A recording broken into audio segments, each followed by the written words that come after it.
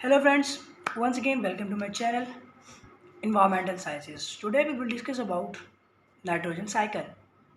सबसे पहले आपको पता होना चाहिए नाइट्रोजन है क्या। नाइट्रोजन हमारे पीरियोडिक टेबल का 7वां एलिमेंट है और हमारी बॉडी का बहुत ही इंपॉर्टेंट हिस्सा है। जैसे डीएनए, न्यूक्लिक एसिड, आरएनए और प्रोटीन का मेन जुज़ है, जो प्रोटीन का बिल्डिंग ब्लॉक है अमाइनो एसिड, उसके अंदर अमाइनो ग्रुप जिसके अंदर नाइट्रोजन है, जो कि बहुत असेंशियल है। इस नाइट्रोजन के बगैर ना नाइट्रोजन इस बेसिस है, ना प्रोटीन प्रोटीन है, सब खोखले हैं।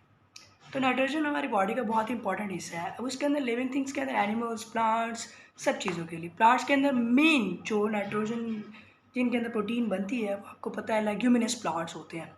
लेग्यूमिनस प्लांट्स बीन्स, पी मटर का दाना है, ठीक है, लोबिया है, चने हैं, ये सारे के सारे लेग्यूमिनस प्लांट्स के अंदर आते हैं। तो फर्स्ट ऑफ ऑल हम देख लें कि नाइट्रोजन जो है इतना इम्पॉर्टेंट है, तो ये दोबारा से रिसाइकिल कैसे होता है।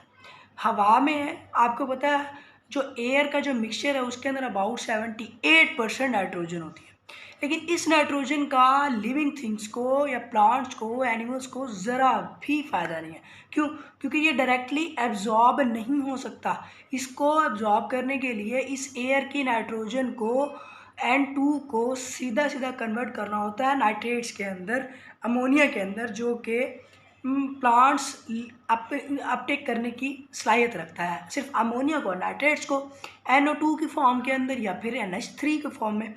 तो उस N2 की फॉर्म को NO2 या फिर NH3 की फॉर्म के अंदर कन्वर्ट करने के लिए इसके अंदर नाइट्रोजन फिक्सेशन बैक्टीरिया पाए जाते हैं ज़मीन के अंदर। चले, अब नाइट्रोजन साइकिल जो है इसके ऑलमोस्ट 3 से 4 स्टेप हैं। सबसे पहले है नाइट्रोजन फिक्सेशन।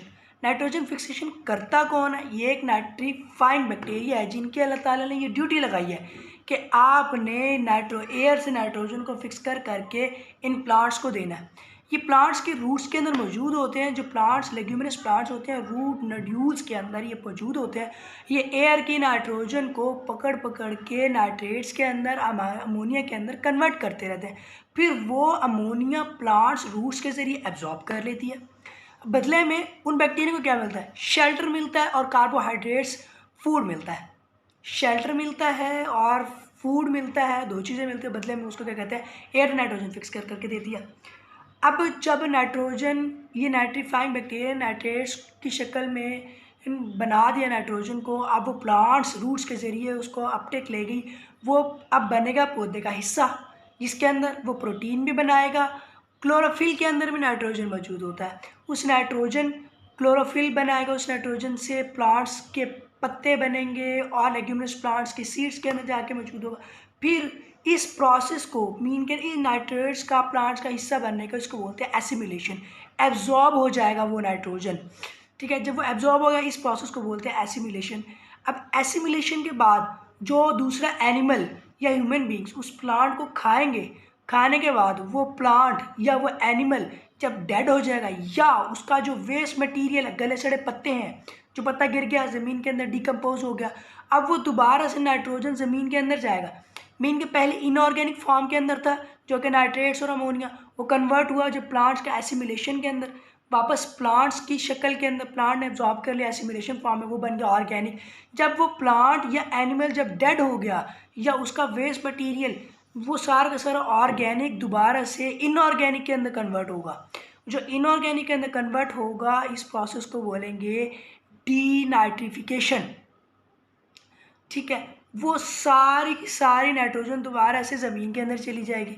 जब वो सारी की सारी ज़मीन के अंदर चली गई, ठीक है, मीन के दोबारा से ऑर्गेनिक से इनऑर्गेनिक नाइट्रेट्स बन गए, अमोनिया बन गए। कुछ ये नाइट्रेट्स या अमोनिया प्लांट्स एब्जॉर्ब कर लेंगे, एब्जॉर्ब करके फिर से ये पौधे का हिस्सा बनेगा। कुछ जो अंदर बैठे होंगे डीनाइट्रीफाइंग बैक्टीरिया, वो इस नाइट्रेट बैक्टीरिया को, अमोनिया को दोबारा से एयर का हिस्सा बना देंगे, ठीक है। उसको बोलते हैं डीनाइट्रीफाइंग बैक्टीरिया। अल्लाह ताला ने उनकी भी ड्यूटी लगाई है कि ये जो नाइट्रोजन आएगी ज़मीन तक महदूद नहीं रह जाएगी, इसको दोबारा से आपने एयर का हिस्सा बनाना है, ठीक है। उनका काम ही यही है, वो दोबारा से इस नाइट्रोजन को उठा के दोबारा से एयर का हिस्सा बना देते हैं। इसके ज़रिए नाइट्रोजन फिर हवा में चलेगी।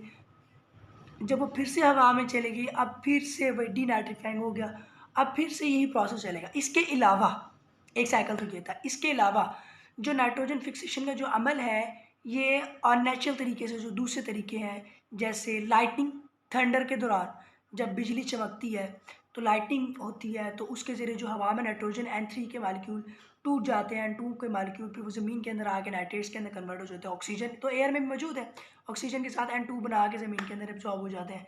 एक ये तरीका है। जब वोल्केनोज जब फटते हैं, लावे फटते हैं, जंगलात में आग लगती है, टेम्परेचर ज़्यादा होता है, तो वो भी फिर मालिक्यूल टूटते हैं, नाइट्रोजन के मालिक्यूल टूटते हैं, फिर वो नाइट्रेट्स के अंदर, अमोनिया के अंदर आए, एयर में हाइड्रोजन भी है, ऑक्सीजन भी है, फिर कन्वर्ट होते हैं, फिर ये नाइट्रोजन भी पौधों को मिल जाती है जो कि नाइट्रेट्स की शक्ल में होती है। लेकिन इसके अमाउंट बहुत कम है।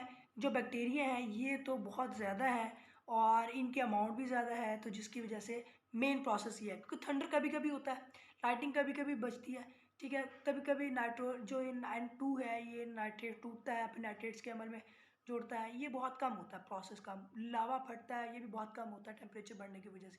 लेकिन जो बैक्टीरिया वाला प्रोसेस है ये 24 आवर्स में के दिन के टाइम चलता रहता है, चलता रहता है। तो आज के लिए इतना ही। Thank you friends.